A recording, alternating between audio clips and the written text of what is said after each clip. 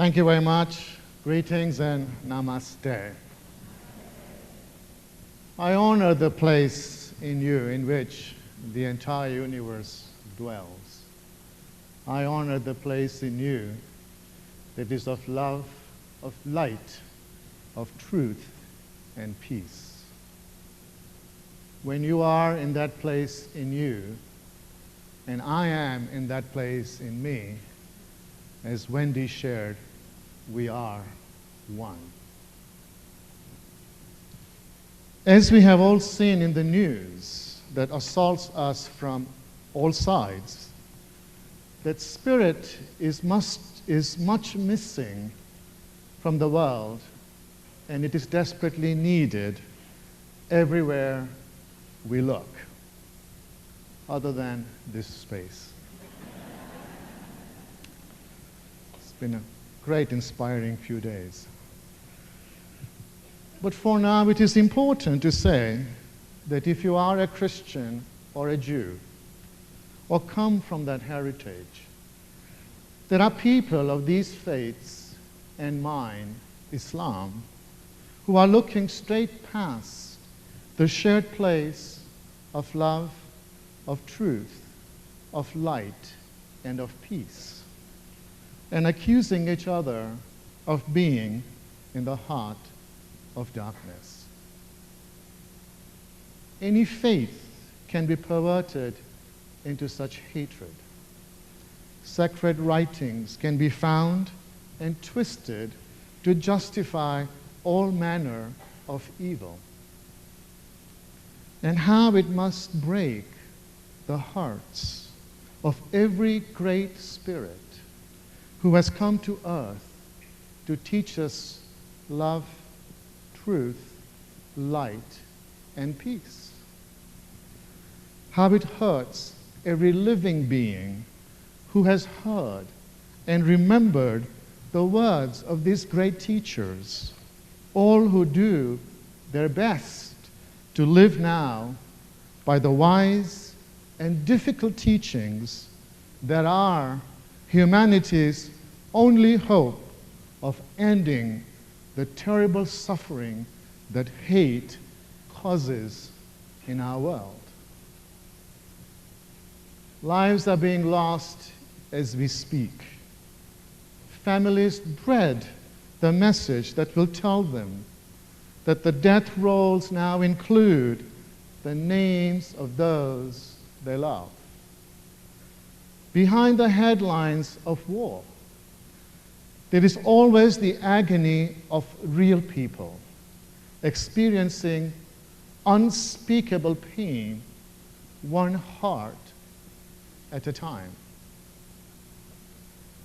I speak to you today from one heart that knows such pain.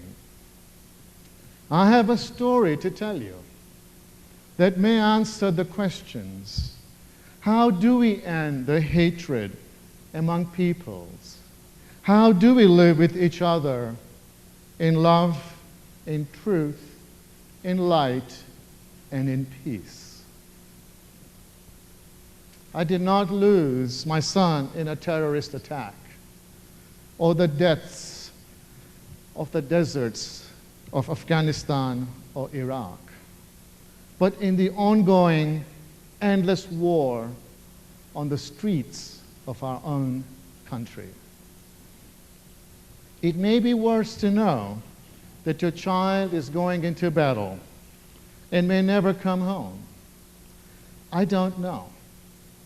It may be harder to get the call that confirms your fears, harder than having it come as a total shock.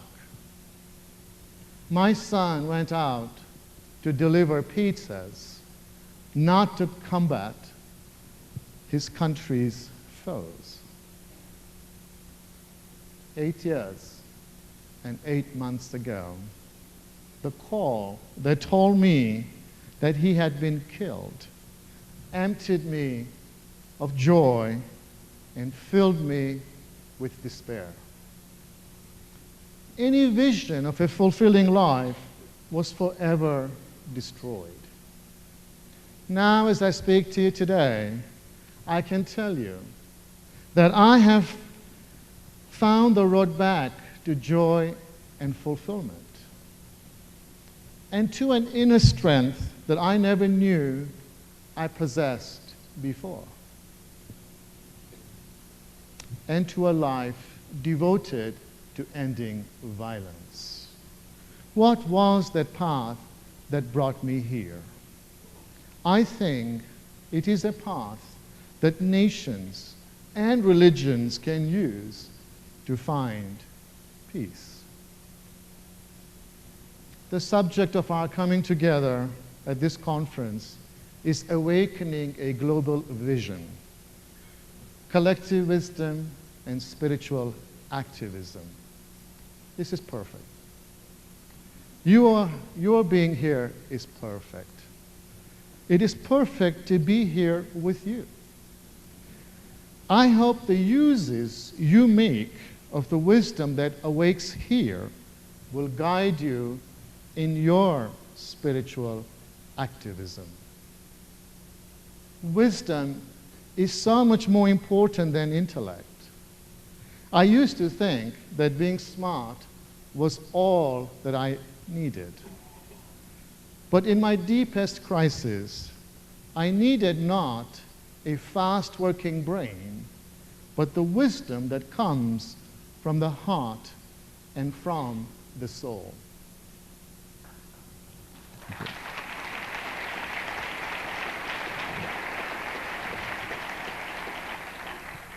Thank you.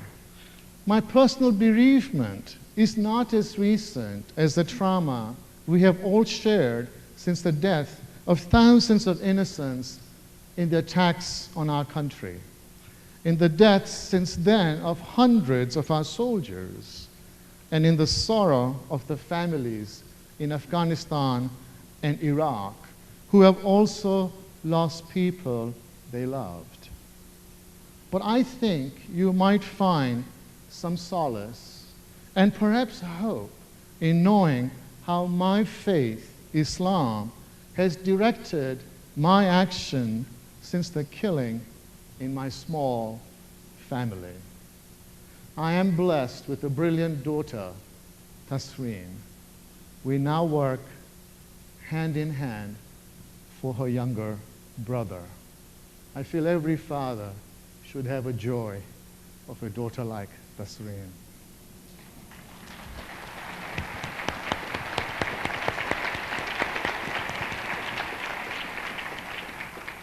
When my son Tariq was 20, a bright, warm-hearted college student, he was earning his spending money at a pizza place in our beautiful city of San Diego. An order came in just before closing, and Tariq jumped into his Volkswagen to make the delivery. But a gang was waiting for him, and they had no intention for paying for their late-night snack. The gang leader handed a 9mm gun to a 14-year-old boy and told him to get the pizzas. Tariq, with all the invincibility of the young, got back into his car with the pizzas, and the boy killed him. The sudden, senseless death of an innocent, the overwhelming grief of a family, the total confusion as you try to absorb a new, hideous reality. I know about these things, and I know about trying to make some sense of it, about searching how you can go on, about searching for something, anything that would help. I have described that event as having a nuclear bomb detonate off in my heart. Parents simply are not designed to withstand the loss of a child. Everything stopped for me. My intense work as an international investment banker, my pleasant social life, my certainty that I was taking good care of my family, protecting them, all my certainties ended with Tariq's life. Tariq's funeral was held in Vancouver, British Columbia, where both sets of his grandparents live. Over 1,000 people observed the rites of the Ismaili Muslim faith. For 2 hours, they circled his body, chanting a prayer for the salvation of his soul and generating the strength the family needed to bury him. In our ritual, the father stands in the grave to receive the child's body into his arms. I did not want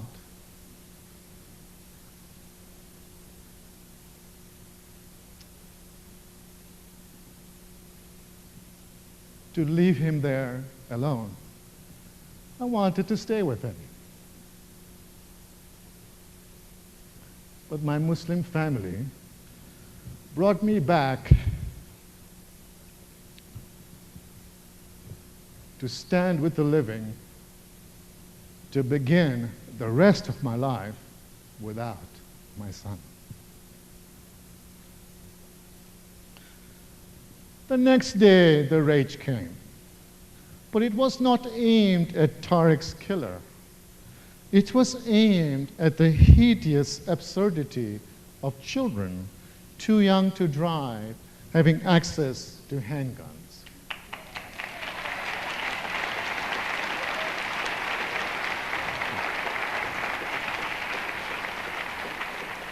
Thank you. It was aimed at the breakdown of community that put a young boy on a dark street becoming a killer to prove himself to a gang. How could this happen here in the country to which I had fled for refuge from violence? I came to the United States in 1974, fleeing the violence of Idi Amin's regime in Uganda, which was spilling over into my birthplace, Kenya. In leaving Africa, we lost everything material, but we gained something far more valuable, a safe and a peaceful homeland. When my children were growing up, I often told them that my greatest gift to them was to live in this blessed, safe country.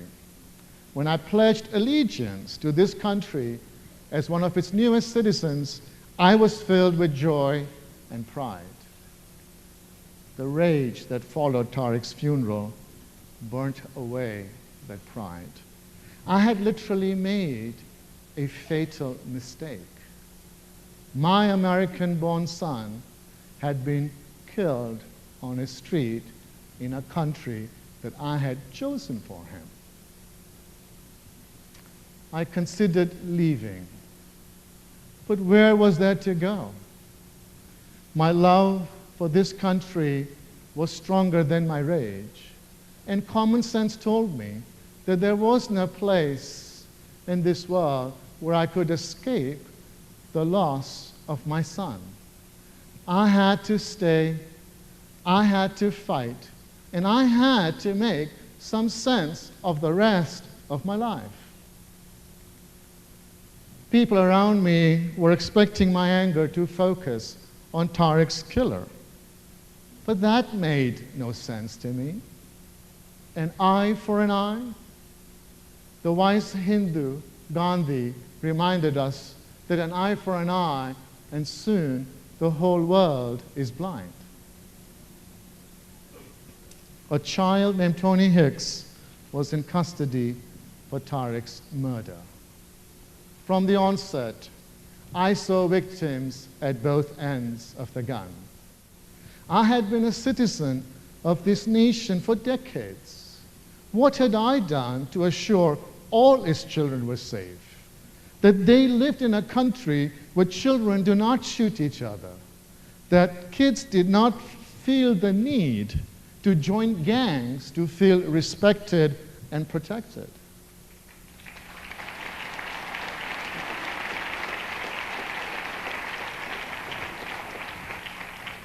Thank you. When my mind could not find its way through all this, I turned to my faith and to the wise teachers it offered me. I would go to them for wisdom and strength, and it was there waiting for me. My spiritual teachers reminded me that mourning could fill the first 40 days of Tariq's journey in the next world. But after that, after we said the prayers that closed the 40 days, excessive grieving would impede his soul's journey. I must turn my grief into good deeds for the living, deeds that would fuel his soul's journey, not hinder it. I must become a spiritual activist.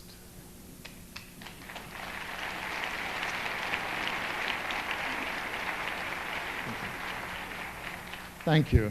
He reminded me that the quality of the rest of my life depended totally on my reaction to Tariq's death.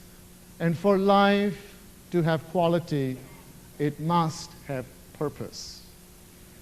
My faith had given me a cause, a reason for living. I would turn my grief into the good deed of stopping other children from killing each other. I would turn my rage into bringing greater peace to this country I so love. I would help Tariq's soul on his journey, and I would help my country protect all his children. I would become the foe, not of my son's killer, but of the forces that put a young boy on a dark street holding a handgun.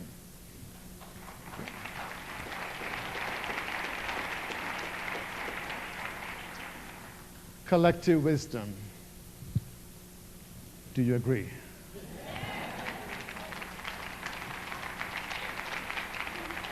I think it's much better to focus on the challenges that put Tony holding a handgun on a dark street than to focus on Tony as the killer. And I want to really acknowledge the strategic alliance of Agent and Irons, not only for bringing this important conversation, but to proactively leading us to the new. So, thank you, Michael. Thank you, Lynn.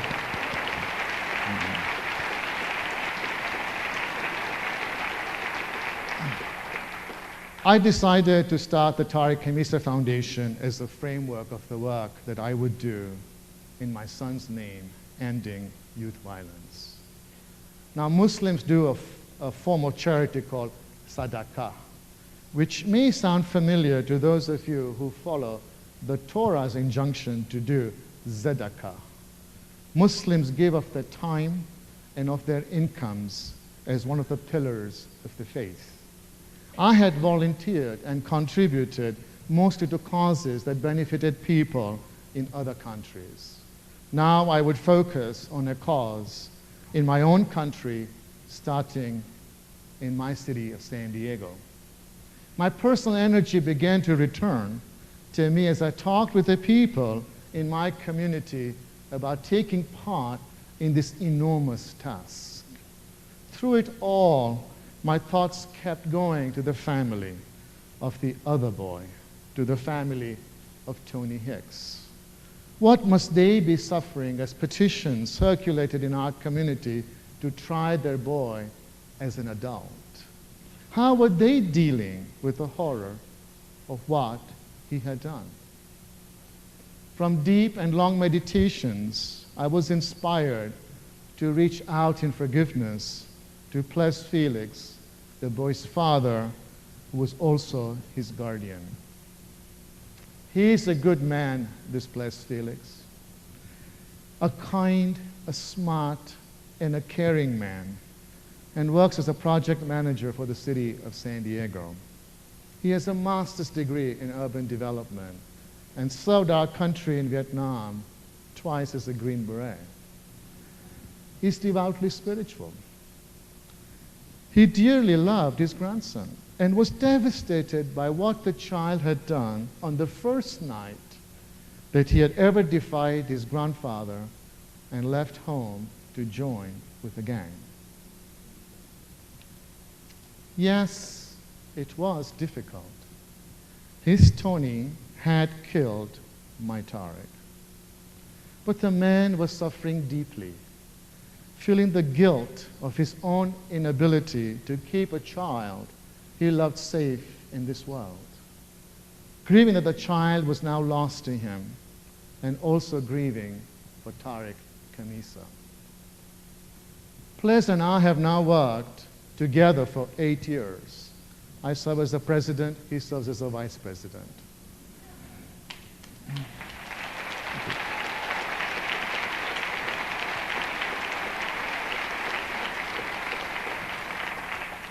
He's as compassionate as I am about our mission to end the epidemic of youth violence that plagues our country, to help prevent such tragedies from striking other families. We have spoken together to hundreds of thousands of school children and brought the Foundation's anti-violence programs to the schools. When kids see us and hear us together, they have an indelible power of forgiveness and nonviolence. And we hope to see our program replicated all over the nation and the world, making kids' lives safe, bringing them hope for long, productive, and peaceful lives. Our goal is to birth leaders that can resolve conflict without using violence.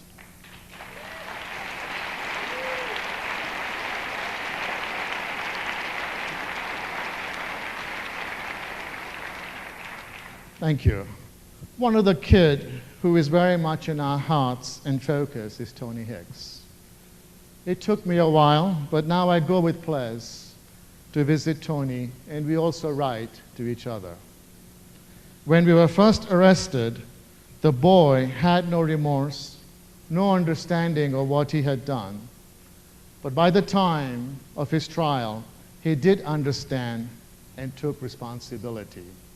He's no longer the tough-talking, unfeeling kid being macho for his gang. Now he talks to us about his regrets, about his fears, but also about his hopes. Tony could finish his sentence in his 40s, but the state system would return him to society with only a prisoner's understanding of the world, with no knowledge or skills to contribute to society. This makes absolutely no sense.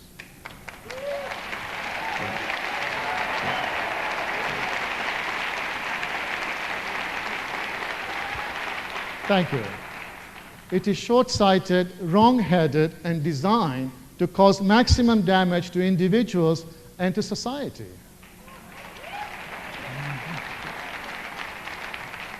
Revenge and punishment and release back to society?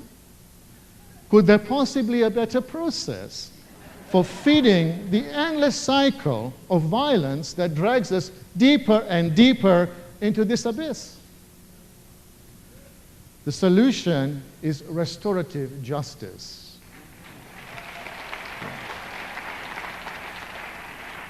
A change that must come to our legal system. I hope in my afternoon workshop to focus more on restorative justice, on our program models, on the path of forgiveness, and how hopefully you can become involved. Now, the prison system offers nothing of this to Tony, but Ples and I, as individuals, have not abandoned him to the destructive system. Tony Hicks will be a productive, contributing citizen when he's at last a free man. And I have told him that when that day comes, there will be a job waiting for him at the Tariq Khamisa Foundation.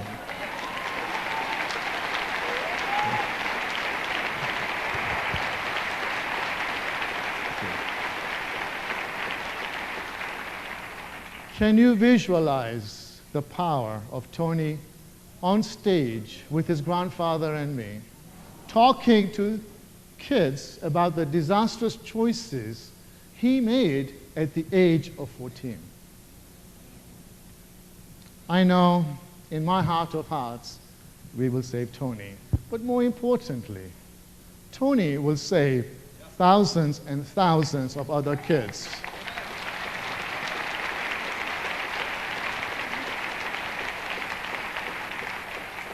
That, my brothers and sisters, is the power of forgiveness.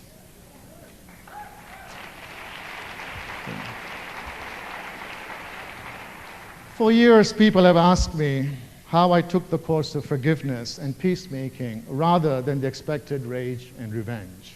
Since 9/11, non-Muslims are even more curious about the teachings of my faith. After all, our news is full of militant Islam, of Muslim terrorists killing innocents and quoting the Quran as their guide. But true Muslims recognize the course I have taken. I think you recognize the teachings that have guided me. All faiths teach forgiveness, compassion, and taking care of each other. All faiths admonish us not to kill. Islam speaks respectfully of the people of the book, all those who follow the teachings of Muhammad and the prophets who preceded him in bringing God's message to the world. The Quran tells us that all the people of the book worship the same God.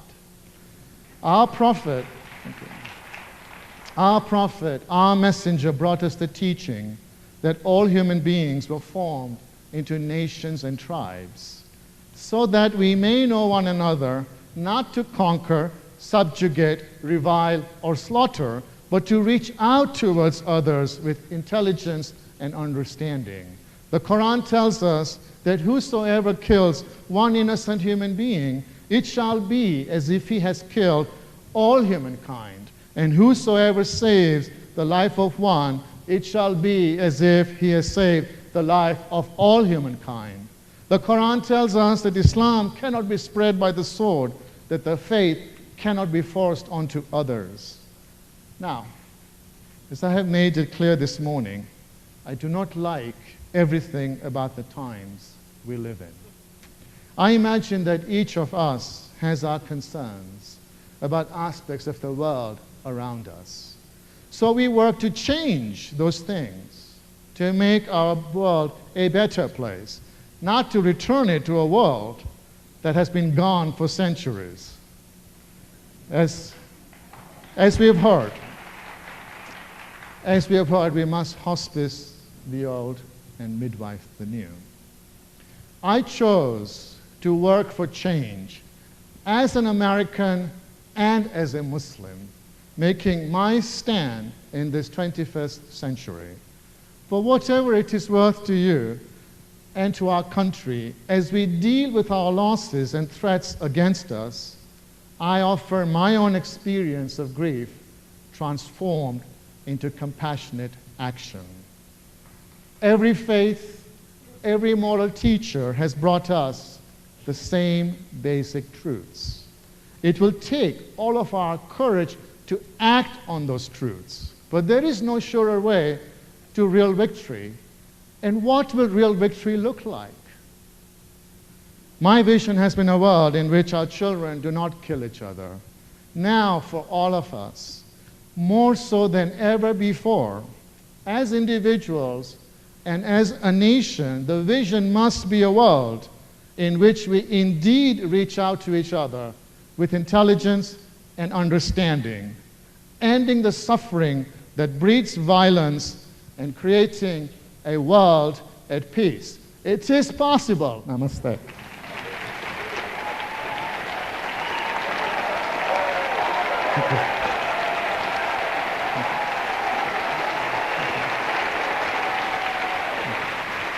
Hasim Kamisa.